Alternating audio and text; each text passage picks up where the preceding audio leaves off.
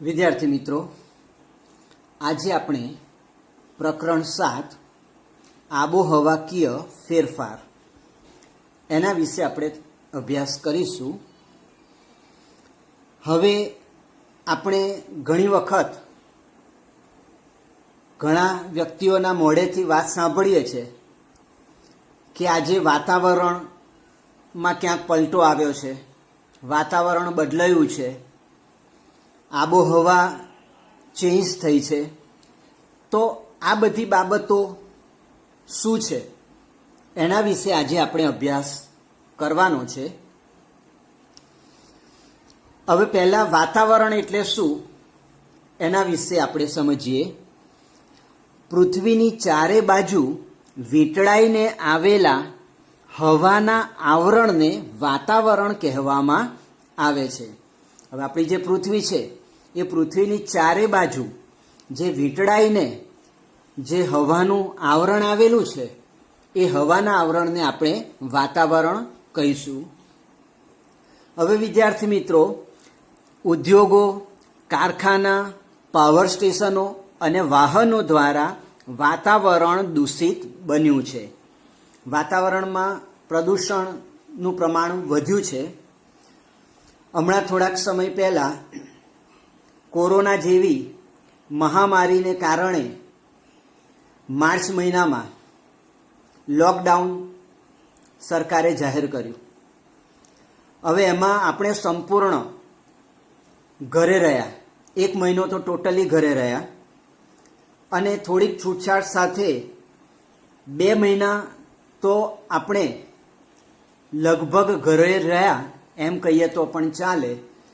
ત્યારે વાતાવરણમાં જે વાહનોના ધુમાડા છે, ઉદ્યોગ ધંધા બંધ રહ્યા હતા, ફેક્ટરીઓ, તો એને કારણે જે વાતાવરણમાં જે પ્રદૂષણ ફેલાતું હતું એનું પ્રમાણ બિલકુલ ઘટી ગયું હતું. નદી પણ શુદ્ધ થઈ હતી. પેપરમાં પણ આપણે સમાચાર સાંભળ્યા હતા કે હિમાલય પર્વત અમુક અંતરેથી સ્પષ્ટ જોઈ શકાતો હતો.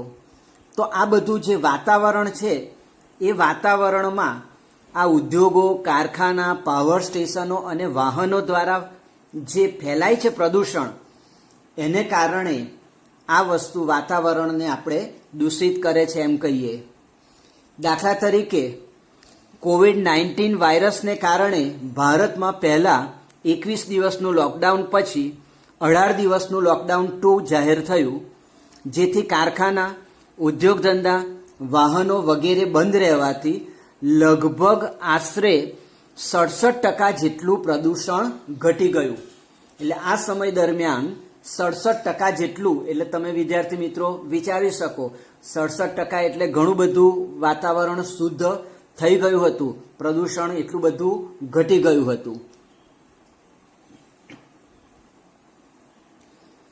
વૈશ્વિક તાપમાન વધવાથી તાપમાન, પવનની દિશા અને ભેજ વગેરેમાં જે ફેરફારો થાય છે તેને આબોહવાના ફેરફારો કહે છે. વિદ્યાર્થી મિત્રો, વૈશ્વિક તાપમાન એટલે કે ગ્લોબલ વોર્મિંગ, એના વધવાને કારણે તાપમાનમાં ફેરફાર થયો છે. પવનની દિશા અને જે ભેજનું પ્રમાણ છે વાતાવરણમાં, એમાં ઘણા બધા પ્રમાણમાં ફેરફાર જોવા મળે છે. તો આ ફેરફારને આપણે આબોહવાના ફેરફારો કહીએ, અથવા બીજા શબ્દોમાં આબોહવાકીય ફેરફાર કહીશું. હવે ચોપડીમાં તમને વિદ્યાર્થી મિત્રો એક સારણી આપેલી છે, એનો સહેજ અભ્યાસ કરીએ. તો એમાં દુનિયાના અમુક દેશો આપેલા છે, એમાં ગરમી, ઠંડી અને વરસાદનું પ્રમાણ એ તમને આપેલું છે.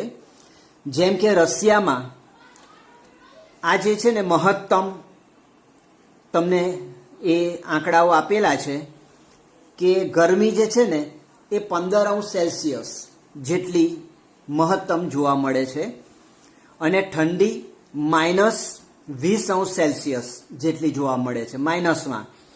અને આશરે 100 સેન્ટીમીટર જેટલો ત્યાં વરસાદ પડે છે. એ જ રીતના ઈરાનમાં ગરમીનું પ્રમાણ 30°C છે ઠંડીનું પ્રમાણ 10°C અને વરસાદ 50 સેન્ટીમીટરની આસપાસ પડતો હોય છે. બ્રાઝિલમાં 38°C ગરમી અને ઠંડીનું પ્રમાણ 25°C અને 250 સેન્ટીમીટર જેટલો વરસાદ પડતો હોય છે. નોર્વેમાં 10°C ગરમી અને -40°C ઠંડી પડતી હોય છે અને 50 સેન્ટીમીટર જેટલો વરસાદ જોવા મળે છે. એ જ રીતના ફિલિપાઇન્સમાં 35°C ગરમી, 30°C ઠંડી અને 300 સેન્ટીમીટર જેટલો વરસાદ. એ જ રીતના સાઉદી અરેબિયા, એમાં ગરમીનું પ્રમાણ વધારે છે કેમ કે આપણને ખબર છે કે એ રણ વિસ્તાર છે એટલે 45°C ગરમી પડે છે અને 29°C ઠંડી પડે છે અને 10 સેન્ટીમીટર જેટલો સામાન્ય વરસાદ પડતો જોવા મળે છે. એટલે આ પ્રદેશ જે છે ગરમ પ્રદેશ છે એટલે ઠંડી પણ 29°C જ પડતી જોવા મળે છે અને વરસાદનું પ્રમાણ કીધું એ પ્રમાણે માત્ર ને માત્ર 10 સેન્ટીમીટર જેટલો પડતો હોય છે. બરાબર છે. તો વિદ્યાર્થી મિત્રો, આ એક સારણી તમારા પુસ્તકમાં આપેલી છે, એની આપણે ચર્ચા કરી. હવે આગળ જોઈએ.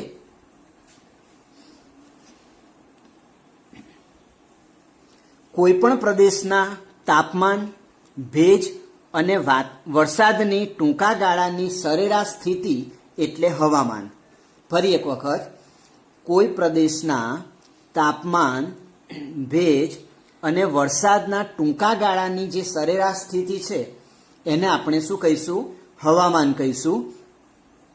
એ જ રીતના કોઈ પણ પ્રદેશના 35થી વધારે વર્ષોના સરેરાશ તાપમાન, ભેજ અને વરસાદની સરેરાશ સ્થિતિ એટલે આબોહવા, ક્લાઇમેટ.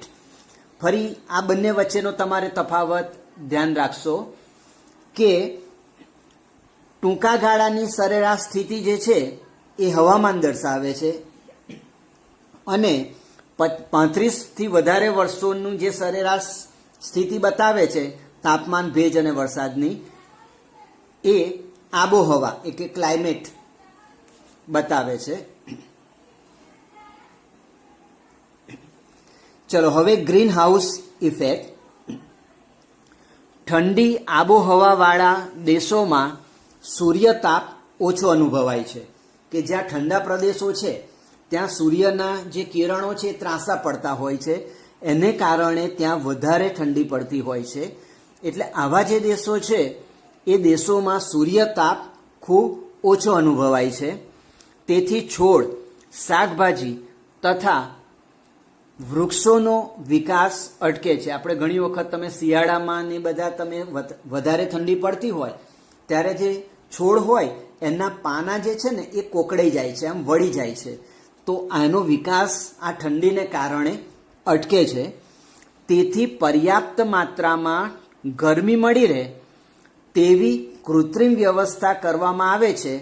તે માટે કાચ કે કાપડની છત રાખવામાં આવે છે જેથી અહીં ગરમી જળવાઈ રહે છે, જેને ગ્રીન હાઉસ ઇફેક્ટ કહે છે.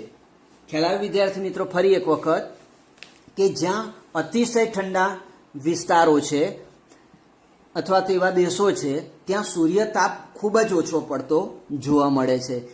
એને કારણે જે છોડ, શાકભાજી અને વૃક્ષોને જે પર્યાપ્ત માત્રામાં ગરમી જોઈએ છે એ મળતી નથી અને એના કારણે તેનો વિકાસ જે છે ને અટકી પડે છે. આ માટે કાચની કે કાપડની છત રાખી અને કૃત્રિમ વ્યવસ્થા કરવામાં આવે છે કે જેથી એમાં ગરમી જળવાઈ રહે. એને આપણે ગ્રીન હાઉસ ઇફેક્ટ કહીશું.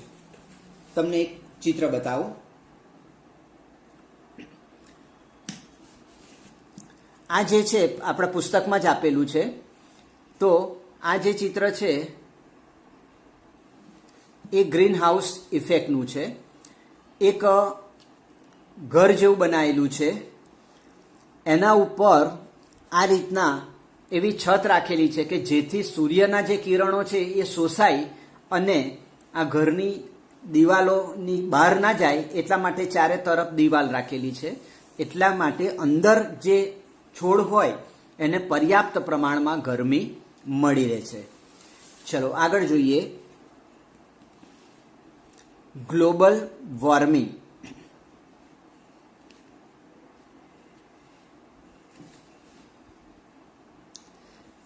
ગ્લોબલ વોર્મિંગ એને આપણે વૈશ્વિક તાપ વૃદ્ધિ એવું કહીશું. એટલે ગ્લોબલ વોર્મિંગ એટલે શું? તો ગ્લોબલ વોર્મિંગ એટલે પૃથ્વીના વાતાવરણને ગરમ કરનારી green house effect. Green house effect એટલે કે સૂર્યના કિરણો સાથે આવતી ગરમીને વાતાવરણમાં આવ્યા પછી પૃથ્વી પર અથડાઈને પરાવર્તન પામી પાછી અવકાશમાં જવા ન દેવાય તેવી સ્થિતિ.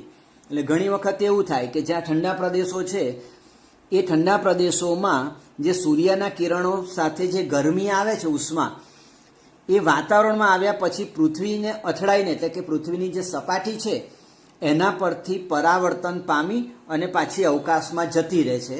એને કારણે એ વિસ્તારમાં ગરમીનું પ્રમાણ અલ્પ બની જાય છે. તો એને આપણે આ જે પૃથ્વીની સપાટીને અથડાઈને પરાવર્તન પામી પાછી અવકાશમાં જવા ન દેવાય, તો એવી સ્થિતિ જે છે એને આપણે ગ્રીન હાઉસ ઇફેક્ટ કહીશું.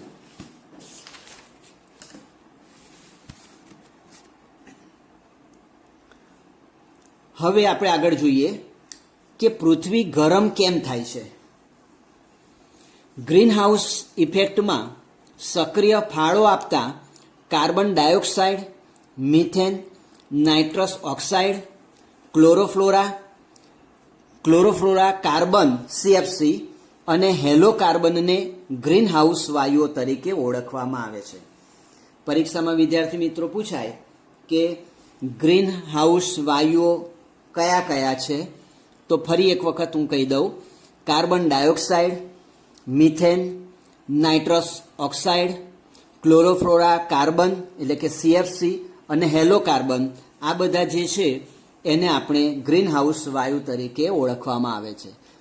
આ વાયુઓનું પ્રમાણ વધવાથી આબોહવા પરિવર્તન એટલે કે ક્લાઇમેટ ચેન્જનો પ્રશ્ન ઉદ્ભવ્યો છે. તો આબોહવા જે બદલાય છે, આબોહવાકીય જે ફેરફાર થાય છે, એમાં આ ગ્રીન હાઉસ જે વાયુઓ છે એ મહત્વનો ભાગ ભજવતા હોય છે.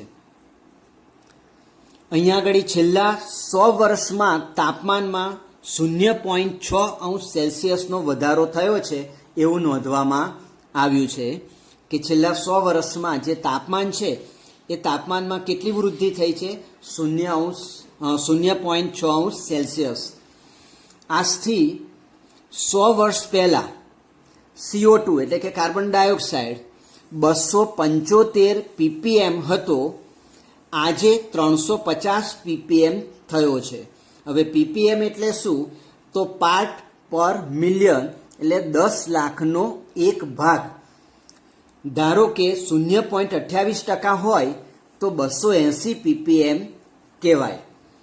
તો પહેલાં 100 વર્ષ પહેલાં જે કાર્બન ડાયોક્સાઇડ હતું એનું પ્રમાણ 275 ppm હતો અને એ આજે 350 ppm થયેલો જોવા મળે છે.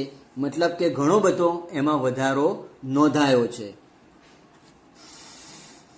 હવે આગળ જોઈએ, આપણે પૃથ્વીને ગરમ કરવા કેટલા જવાબદાર છીએ તે નીચેની સારણી પરથી નક્કી કરી શકાય.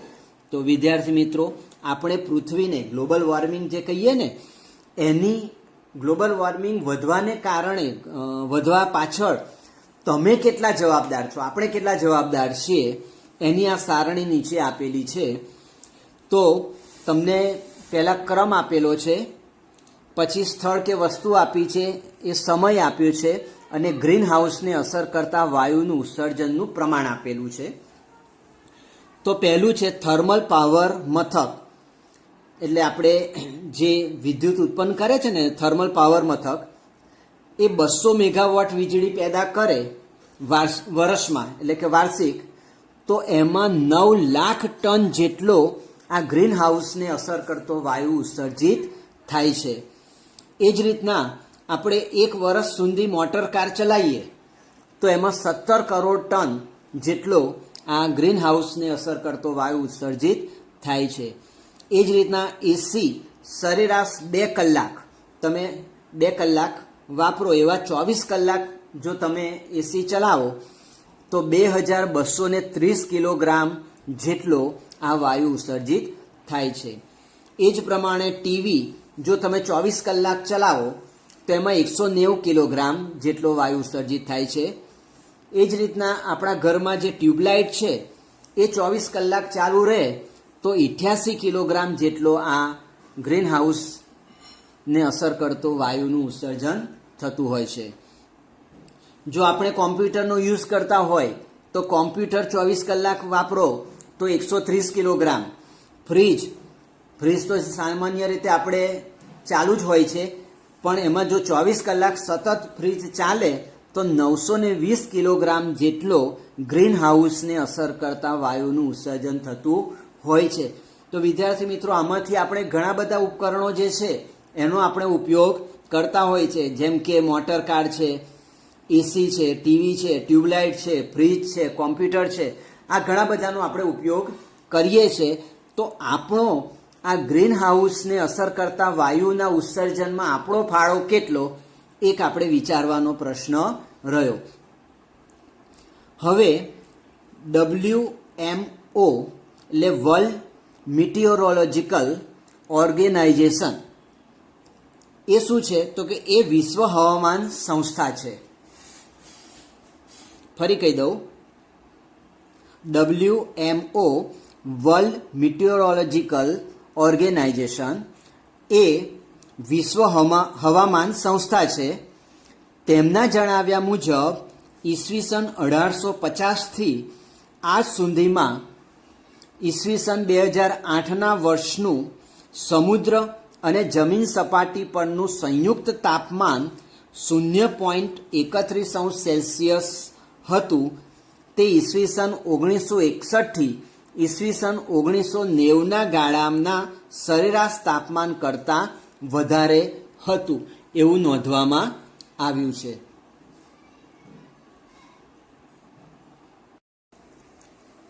વિદ્યાર્થી મિત્રો, અત્યારે હું તમને ગ્રીન હાઉસ ઇફેક્ટની અસરોના દ્રશ્યો તમારા પુસ્તકમાં આપેલા છે એ હું બતાવવા જઈ રહ્યો છું. તો તમને આ જે દ્રશ્ય દેખાય છે ત્યાં વરસાદનું પ્રમાણ અતિશય ઘટી ગયું છે. એને કારણે જમીન પણ સુકાયેલી જોવા મળે છે. વૃક્ષોની જે વૃદ્ધિ છે એ પણ અટકેલી જોવા મળે છે.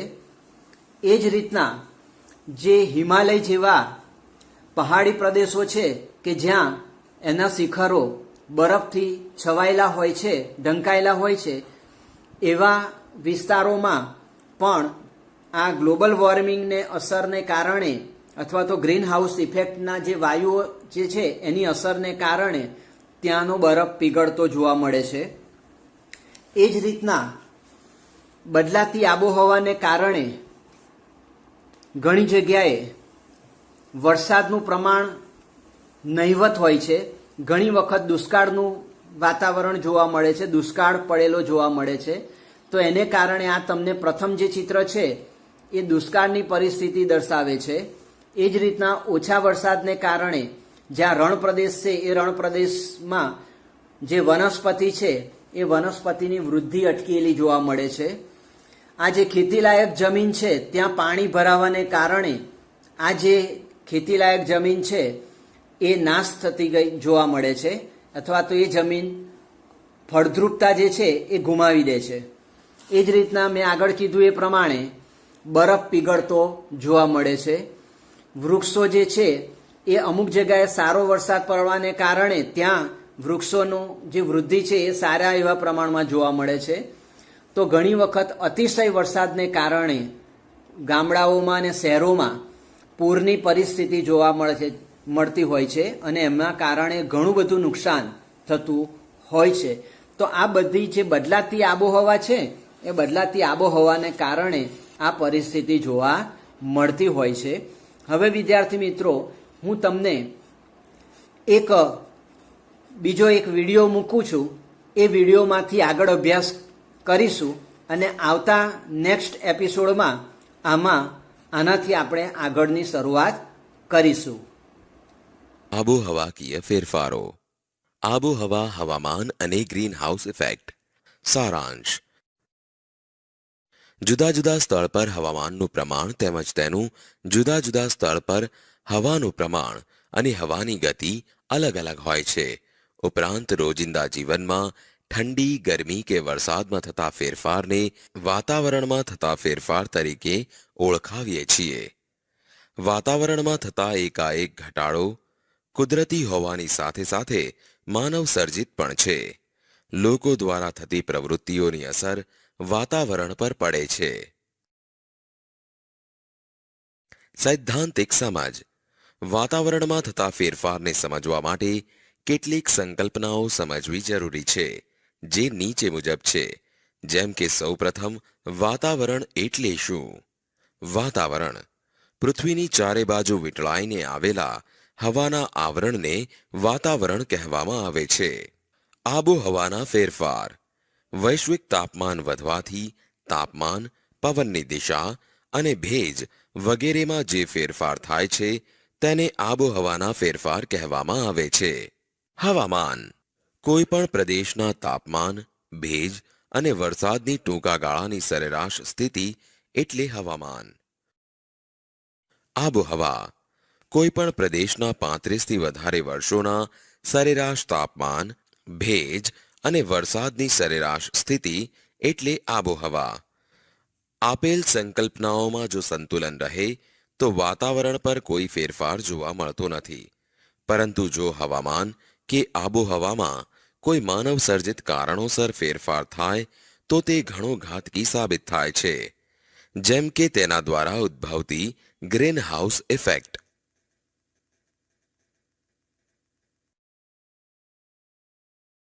Green house effect. ઠંડી આબોહવાવાળા દેશોમાં સૂર્યતાપ ઓછો મળતો હોવાથી છોડ, શાકભાજી અને વૃક્ષોનો વિકાસ અટકે છે. તેથી પર્યાપ્ત માત્રામાં ગરમી મળી રહે તેવી કૃત્રિમ વ્યવસ્થા કરવામાં આવે છે, જેના માટે કાચ કે કાપડની છત રાખવામાં આવે છે કે જ્યાં ગરમીનું પ્રમાણ જળવાઈ રહે છે. તેને ગ્રીન હાઉસ ઇફેક્ટ કહે છે. ગ્રીન હાઉસ ઇફેક્ટ દ્વારા સામાન્ય ઋતુ સિવાયની ઋતુમાં પણ સારી ગુણવત્તાવાળા શાકભાજીનું ઉત્પાદન લઈ શકાય છે. ઇઝરાયલ જેવો દેશ આ ટેકનોલોજી દ્વારા શાકભાજીનું વધુને વધુ ઉત્પાદન મેળવી તેની નિકાસ દ્વારા કરોડો ડોલરનું હુંડિયામણ કમાય છે. ઉપરાંત શાકભાજી પાકોની ખેતીના પાયારૂપ પ્રશ્નોના નિરાકરણ માટે ધરુની ફેર રોપણી દ્વારા ઉત્પાદન કરી આ ટેકનોલોજી ઉપયોગી અને ફળદાયી સાબિત થઈ છે. પ્રકાશની ગુણવત્તાનો આધાર તેના કિરણોની લંબાઈ અને પ્રકાશના સમયગાળાનો આધાર ઋતુ અને વિસ્તાર પર રહેલો છે. તેથી આ પરિબળને પાકની જરૂરિયાત મુજબ નિયંત્રણમાં લાવી શકાય છે. Global warming. સારાંશ. ભૂતકાળમાં જ્યારે સૂર્યમંડળની રચના થઈ અને પૃથ્વીએ સૂર્યની ફરતે પ્રદક્ષિણા કરવાનું શરૂ કર્યું ત્યારે પૃથ્વી એ ફક્ત ગરમ ગોળા સ્વરૂપે હતી. લાખો વર્ષ બાદ પૃથ્વીનો ગોળો ઠર્યા બાદ તેની સપાટી પરનું પડ સખત બન્યું, જેને આપણે ધરતી કહીએ છીએ. પૃથ્વી પર વર્ષો સુધી જ્વાળામુખીઓ ફાટવાની, વરસાદ અને બાષ્પીભવનની ઘટમાળા ચાલી, જેના દ્વારા સમુદ્રો બન્યા. સૈદ્ધાંતિક સમજ. પૃથ્વી પરના કાર્બન ડાયોક્સાઇડ પાણીમાં દ્રાવ્ય હોવાને કારણે સમુદ્રમાં અને કાર્બોનેટ ખડક સ્વરૂપે પૃથ્વીના પેટાળમાં દબાઈ જાય છે.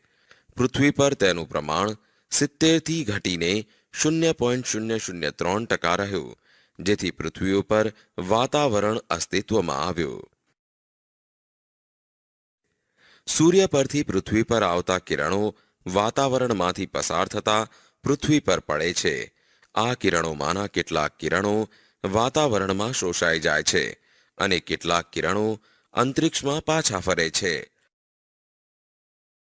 પૃથ્વી પર એક ધારા વાતાવરણને પરિણામે ઋતુઓ શક્ય બની અને એક કોષી જીવથી લઈને માનવી સુધીનું જીવન સરળ બન્યું. ઔદ્યોગિક યુગમાં માનવીએ જાણે કુદરત સાથે હરીફાઈ શરૂ કરી. પેટ્રોલિયમનો બેફામ વપરાશ, વીજ ઉત્પાદન માટે કોલસો બાળીને મોટા મોટા કારખાનાઓ માટે બળતણના ઉપયોગ દ્વારા પૃથ્વી પર કાર્બન ડાયોક્સાઇડ અને ઝેરી વાયુઓનું પ્રમાણ ભયજનક કક્ષાએ લાવીને મૂક્યું છે, જેને આપણે ગ્લોબલ વોર્મિંગ તરીકે ઓળખતા થયા છીએ. ગ્લોબલ વોર્મિંગ એટલે પૃથ્વીના વાતાવરણને ગરમ કરનારી green house effect. Green house effect એટલે કે સૂર્યના કિરણો સાથે આવતી ગરમીને વાતાવરણમાં આવ્યા પછી પૃથ્વી પર અથડાઈને પરાવર્તન પામી પાછી અવકાશમાં જવા ન દેવાય તેવી સ્થિતિ. પૃથ્વીના તાપમાનમાં થતો વધારો. સારાંશ: સમગ્ર દુનિયા અત્યારે ગ્લોબલ વોર્મિંગના કારણે ચિંતિત છે.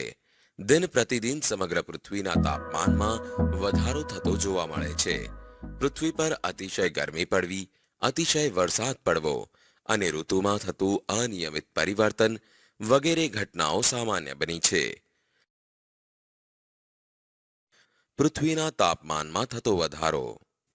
સારાંશ: સમગ્ર દુનિયા અત્યારે ગ્લોબલ વોર્મિંગના કારણે ચિંતિત છે. દિન પ્રતિદિન સમગ્ર પૃથ્વીના તાપમાનમાં વધારો થતો જોવા મળે છે. પૃથ્વી પર અતિશય ગરમી પડવી, અતિશય વરસાદ પડવો અને ઋતુમાં થતું અનિયમિત પરિવર્તન વગેરે ઘટનાઓ સામાન્ય બની છે.